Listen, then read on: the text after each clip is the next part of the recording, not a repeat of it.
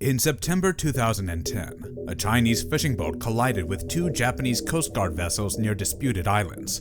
What happened next shocked the world. China didn't just file a diplomatic protest. Instead, it quietly cut off shipments of the most valuable materials you've never heard of, rare earth elements. Within months, prices exploded. Dysprosium, a metal critical for manufacturing everything from smartphones to missiles, skyrocketed from $129 per kilogram to an astronomical $2,377. Japanese factories ground to a halt. American defense contractors panicked. European automakers scrambled. And suddenly, the world realized a terrifying truth. China controlled the lifeblood of modern technology, and they weren't afraid to use it as a weapon. As of 2024, China accounts for roughly 60% of global rare earth mining production. But here's the kicker. They control a jaw-dropping 91% of refining output. Think about that for a second. Even countries that mine these materials have to send them to China for processing. The numbers are even more terrifying when you look at specific minerals. China produces 99% of battery-grade graphite, more than 60% of lithium chemicals, 40% of refined copper, over 80% of refined magnet rare earths, and 70% of refined cobalt. But China's stranglehold doesn't stop at its borders. Through decades of strategic investment, particularly through the Belt and Road Initiative, China has extended its reach deep into Africa's mineral-rich regions. In the Democratic Republic of Congo, which produces 80% of the world's cobalt, China's state-owned enterprises control 80% of total output. In the 1980s, the U.S. actually led the global rare earth industry. California's Mountain Pass mine was the world's premier source of rare earth elements. But China had other plans.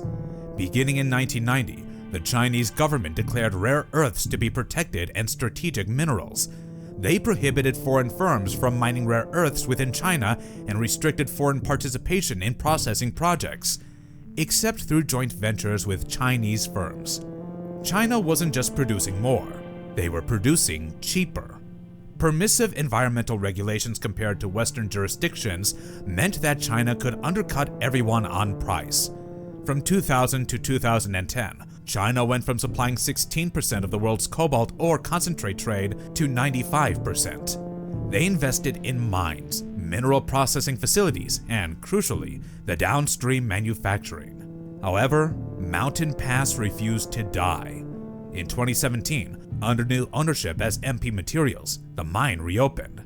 This time, it had something the previous iteration didn't: massive Pentagon backing.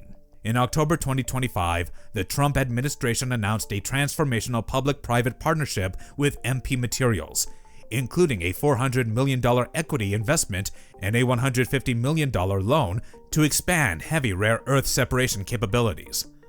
Today, Mountain Pass supplies 15.8% of the world's rare earth production and is the only rare earth mining and processing facility in the United States.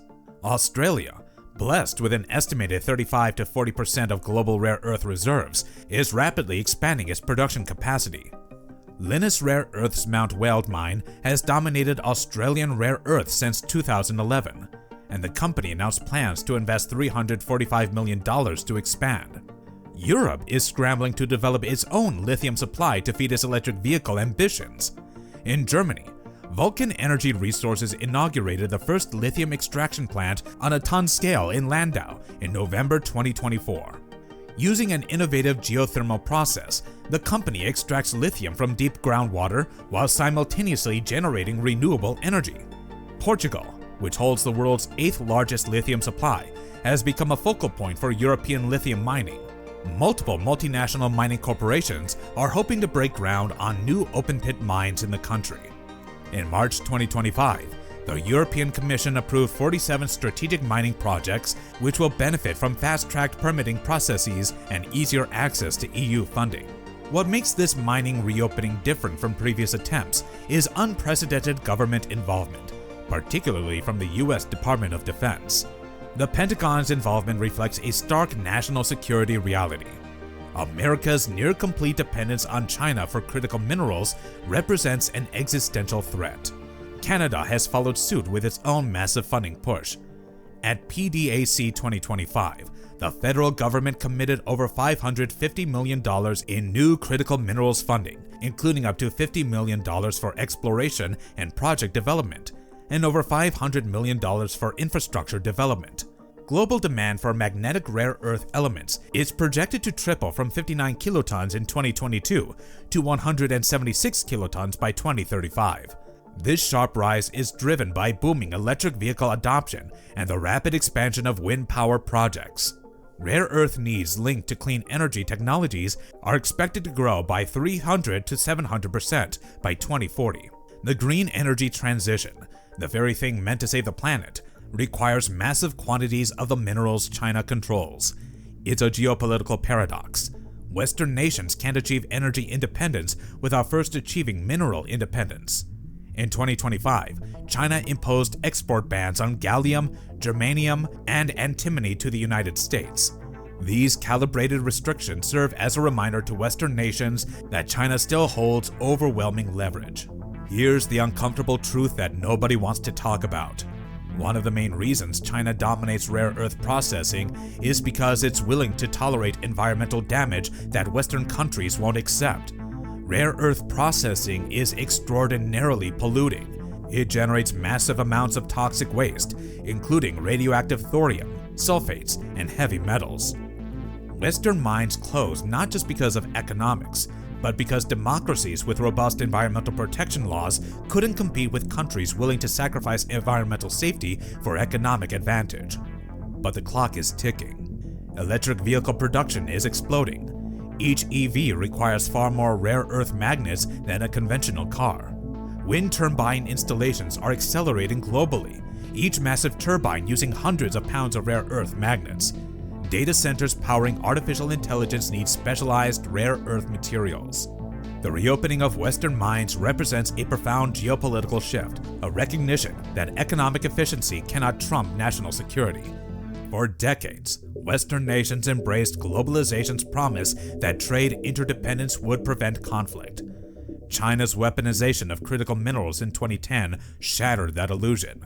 But even with this mobilization, the gap remains enormous. China still controls 90% of rare earth processing and has decades of experience, infrastructure, and expertise. Building processing facilities takes years. Training engineers takes longer. Developing entire supply chains takes decades. The West may have been forced to reopen its mines, but the question remains, is it too little too late?